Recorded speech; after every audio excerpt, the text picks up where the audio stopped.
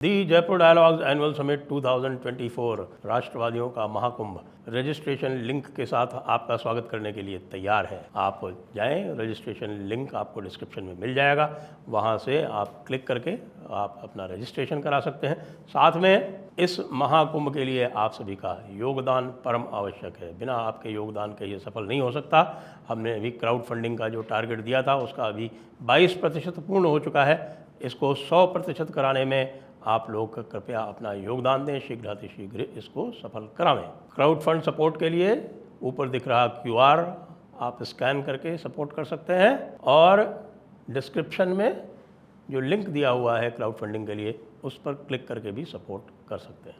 नमस्ते, कृपया हमारे चैनल को सब्सक्राइब करें, इस वीडियो को लाइक करें और शेयर अवश्य करें। आज जम्मू और कश्मीर और हरियाणा के चुनाव की तारीखें घोषित हो गई। 4 अक्टूबर को इनका रिज़ल्ट आएगा। हरियाणा में 1 अक्टूबर को चुनाव है और जम्मू कश्मीर में 3 चरणों में है, यानी कि 18 सितंबर, 25 सितंबर और 1 अक्टूबर। सभी का रिज़ल्ट 4 अक्टूबर को आना है।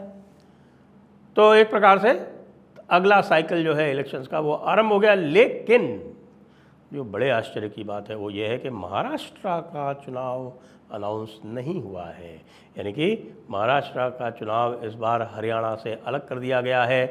क्यों किया गया है? मुझे लगता है कि उद्धव ठाकरे की जिस प्रकार की हालात है तो उसमें ये एक राजनीति खेली गई है सेंटर के द्वारा, क्योंकि उद्धव ठाकरे जो है वो बुरी तरह से फंस गए हैं, बुरी तरह से फंस गए।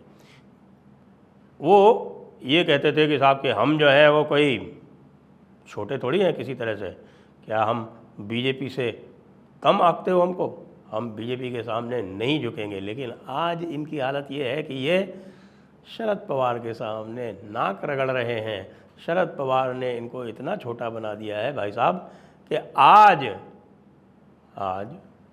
उद्धव ठाकरे ने ये घोषणा कर दी कि वे एनसीपी या कांग्रेस द्वारा प्रोजेक्ट किए गए किसी भी चीफ मिनिस्टर की सपोर्ट करने के लिए तैयार हैं। याद रखिए, इन्होंने पार्टी छोड़ी क्यों थी?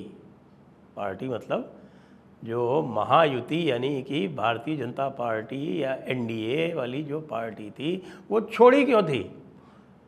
इस बात पे छोड़ी थी कि इनको चीफ मिनिस्टर बनना था। तो भाई कुछ दिनों के लिए चीफ मिनिस्टर बन भी गए और उस समय शरद पवार ने उनको पूरी तरह से इंडल्ज किया। भाऊ तोरसेकर कहते हैं कई बार कि भाई शरद पवार की एक खासियत है कि जो भी शरद पवार के साथ गया वो अल्टीमेटली ख़त्म हुआ।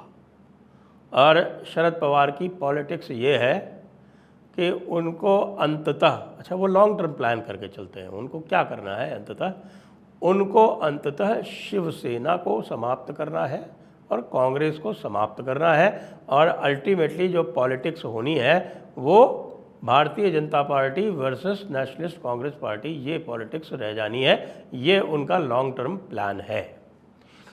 और बीच बीच में वो कांग्रेस को भी थपकी देते चलते हैं, लेकिन किसी को किसी भी प्रकार की कोई गलतफहमी नहीं है, किसी प्रकार का कोई संदेह नहीं है कि भाई जो कुछ भी महाराष्ट्र में होना है वो शरद पवार ही करेंगे। अब आप ये देखिए उद्धव ठाकरे के क्या हाल है। उद्धव ठाकरे ने बड़ी ज़ोरदार नक्शेबाजी की लोकसभा के चुनाव के समय और ज़बरदस्ती करके और 21 सीटें लड़ी।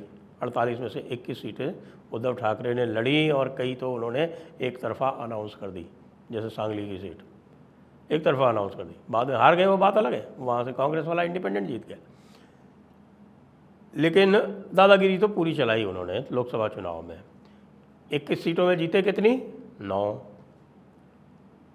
सीटें केवल। शरद पवार ने 10 सीटें लड़ी, जीते कितनी? 8, 80% स्ट्राइक रेट। और इस चक्कर में फ़ायदा किसका हो गया? कांग्रेस का। 17 सीटें लड़ी, 13 जीती और एक उनका सपोर्टेड इंडिपेंडेंट भी है। तो अब जब इलेक्शन अनाउंस होंगे, पहली बात तो इलेक्शन टल गए। देख रहे हैं कि जब तक ये पूरा जो साइकिल है हरियाणा वाला ये पूरा नहीं हो जाता तब तक महाराष्ट्र के इलेक्शन अनाउंस होने नहीं है। वो संभवतः अक्टूबर के प्रथम सप्ताह में या द्वितीय सप्ताह में अनाउंस होंगे, कहीं नवंबर में जाके इलेक्शन हो। तब तक उद्धव ठाकरे की स्थिति और भी ख़राब हो जानी है। अभी ख़राब हो गई वक्फ़ को मामले को लेके। वक्फ़ के मामले को लेके पहले तो उन्होंने खड़े होकर पार्लियामेंट में उसका विरोध नहीं किया, तो मातोश्री को मुसलमानों ने घेर लिया। आप देखिए बाला साहब ठाकरे के घर को, बाला साहब ठाकरे जैसे के घर को मुसलमानों ने घेर लिया, मुसलमानों ने धरना लगा दिया बाहर। आप सोच सकते हैं कि बाला साहब ठाकरे के समय मातोश्री के 1 किलोमीटर के घेरे में कोई टोपी वाला सोच भी सकता था आने की? आज ये स्थिति है कि न केवल घेराबंदी कर दी, आज ये भी बयान दे दिया भाई उद्धव ठाकरे ने कि वक्फ को किसी भी कीमत पर, कोई भी वक्फ को नुकसान नहीं होने देंगे। ये भी बाला साहब ठाकरे को उन्होंने कोई ट्रिब्यूट दी है।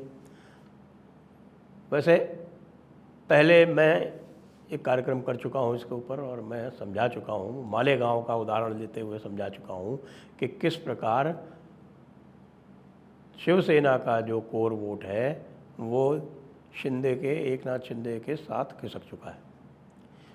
थोड़ा बहुत जो बचा हुआ है वो अब इस प्रकार की ये वक्फ वाली बेवकूफ़ियाँ ये जो कर रहे हैं वो करके वो चला जाएगा, और जो बिल्कुल हार्डकोर है वो अब ले जाएंगे साथ में मन से महाराष्ट्र नवनिर्माण सेना, यानी राज ठाकरे की, क्योंकि राज ठाकरे की सेना जो है वो उतर आई है मैदान में। वो कह रहे कि साहब कि हम तो सब जगह कैंडिडेट उतारेंगे। नुकसान किसको होगा? नुकसान तो पुरानी शिवसेना को ही होने वाला है,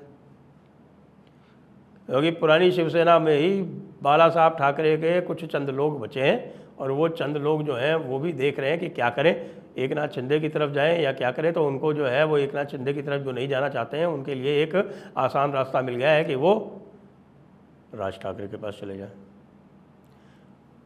उसके बाद आपको बताते हैं कि क्या होने वाला है। 140 सीट मांग रहे हैं उद्धव ठाकरे। कभी 140 से थोड़ा बहुत आ जाते हैं तो कहते हैं मुझको 120 सीट चाहिए। भैया तुम 120 सीट ले लोगे तो फिर जो बाकी बची हुई 168 सीट में से आपको लगता है कि शरद पवार और कांग्रेस जो है वो आधे आधे पे संतोष कर लेंगे? तुमको किस लिए, किस हिसाब से 120 सीट मिलेगी? मैं आज आपको भविष्यवाणी कर रहा हूँ कि शिवसेना को 80 से ऊपर सीट नहीं मिलने वाली है। शिवसेना को 80 से ऊपर सीट नहीं मिलेगी, और 100 सीटें जो हैं उसका बंटवारा करेंगे आपस में कांग्रेस और शरद पवार।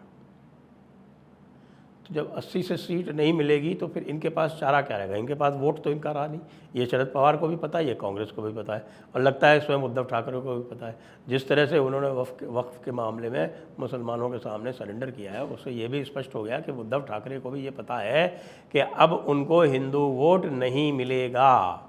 जो कुछ भी पिछली बार मिला था, जो कुछ भी थोड़ा बहुत पिछली बार मिला था, अब वो भी नहीं मिलेगा। उसमें से कुछ चला जाएगा राज ठाकरे को और कुछ चला जाएगा एकनाथ शिंदे और भाजपा को, यानी महायुति को। जहाँ तक एनसीपी का सवाल है, एनसीपी से तो पीछा छुड़ाना चाह रही है महायुति। एनडीए जो है वो एनसीपी से पीछा छुड़ाना चाह रही है, और जिस प्रकार से अजीत पवार दांव खेल रहे हैं उस प्रकार से लगता यही है कि वो उधर ही जाएंगे, और समय भी मिल गया है। आज इलेक्शन कमीशन ने महाराष्ट्र के चुनाव घोषित ना करके अजीत पवार को ये समय भी दे दिया है कि वो जाके चाचा जी से वापस मिल जाए। उनको भी ये पता है कि जब लोकसभा में कुछ नहीं कर पाए तो यहाँ भी वो कुछ नहीं कर पाएंगे। चाचा जी का जो तिलिस्म है उसको तोड़ने की उनकी स्थिति है नहीं।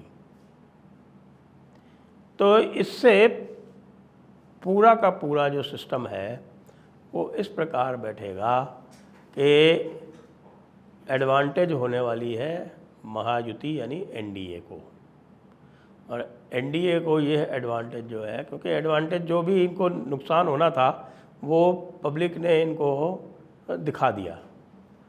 पब्लिक ने इनको जो सबक सिखाना था विशेषकर से भारतीय जनता पार्टी को, वो लोकसभा के चुनाव में दिखा दिया, और उसके बाद से कुछ योजनाएं वगैरह जो लाए हैं और फ्रीबीज वगैरह जो इन्होंने बांटना आरंभ किया है, उससे जो है इनकी स्थिति थोड़ी सुधरी है।